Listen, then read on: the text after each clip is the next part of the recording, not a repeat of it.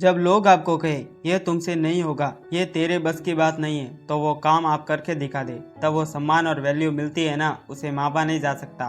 फिर वो काम सड़क पार करने क्यों ना हो, जिन्हें कुएं में से पानी पीने तक की अनुमति नहीं थी, जिन्हें क्लास से बाहर बैठाया जाता था, जिनसे पढ़ने का अधिकार भी छीनने की कोशिश की गई, जिन्हें अछूत माना गया, उन्होंने वो काम किया जो लोग सोच नहीं सकते। हम बात करें संविधान निर्माता डॉक्टर बाबा साहब अम्बेडकर जी के बारे में। उनको पढ़ने में इतनी रुचि थी कि वो 64 विषयों के मास्टर बने और 9 भाषाओं के जानकार थे।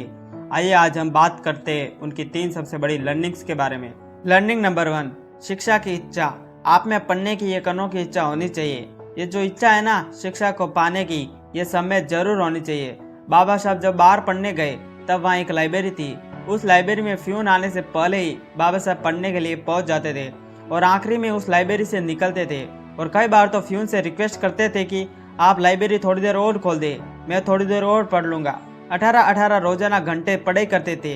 इस कदर उन्हें पढ़ाई की इच्छा थी, सीखने की इच्छा थी उनके अंदर से। और कई बार तो फ्यून ने बोल दिया कि क्या तुम दिन भर इतना पढ़ते रहते हो, दोस्तों के साथ मजे करने चाहिए।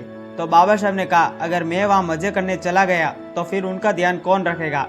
डॉक्टर BR अम्बेडकर का यह मानना था कि सफलता तक पहुंचने के लिए सिर्फ एक ही तरीका है, वो है शिक्षा। तो सबसे पहले लर्निंग जो हमें डॉक्टर बाबा साहब से मिलती है वो ये है कि पढ़ते रहिए, लिखते रहिए, क्योंकि सीखोगे तभी तो जीतोगे। यही बात मैं आप सबको बोलना चाहूँगा कि सीखोगे नहीं तो जीतोगे कैसे। लर्निंग नंबर 2, जिंदगी लंबी नहीं महान होनी चाहिए, ये कहा था डॉक्टर बाबा साहब ने। दोस्तों ये लर्निंग आपने समझ ली तो आप समय बर्बाद करना छोड़ दोगे। और आप में से हर किसी को ये लगता है कि अभी तो बहुत समय है, अभी तो बहुत साल पड़े मेरे ज़िंदगी के, मेरे पास तो बहुत टाइम है। ये बहुत टाइम नहीं है। आपकी ज़िंदगी कितनी लंबी है उस पर ध्यान मत दो, आप ज़िंदगी जी कैसे रहे हो उस पर ध्यान दो।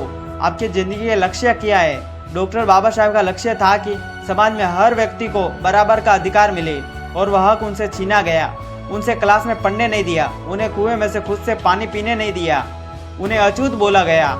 इसलिए उन्होंने कोशिश की कि वह पढ़ाई करे और पढ़ाई के दम पर इस समाज में भेदभाव को बंद करे। और सबसे बड़ी बात उन्होंने ये कर दिखाया, उन्होंने सबको एक समान का अधिकार दिलाया।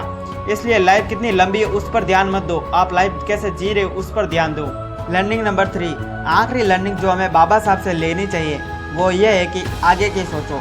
बाबा साहब ने कहा था कि मजदूरों को 8 घंटे ही फैक्ट्रियों में काम कराया जाए, वरना पहले 10-10, 12-12 घंटे काम करना पड़ता था।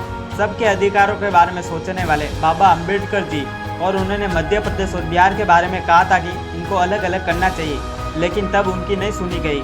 फिर 2000 में छत्तीसगढ़ और झारखंड बने। पहले सुन लिया होता तो शायद पहले ये काम हो जाता।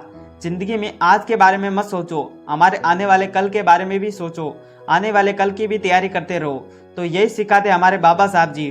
तो दोस्तों अंत में मैं आप सबको बोलना चाहूँगा कि आपने इंटरनेट पर जितनी भी तस्वीरें देखी है उसमें नीले रंग का कोट जरूर देखा होगा, और ये नीले रंग का कोट बाबा साहब को बहुत पसंद था, क्योंकि नीला रंग आसमान का होता है और आसमान दुनिया में सभी के लिए समान होता है, इसलिए उन्होंने नीले रंग को पसंद किया।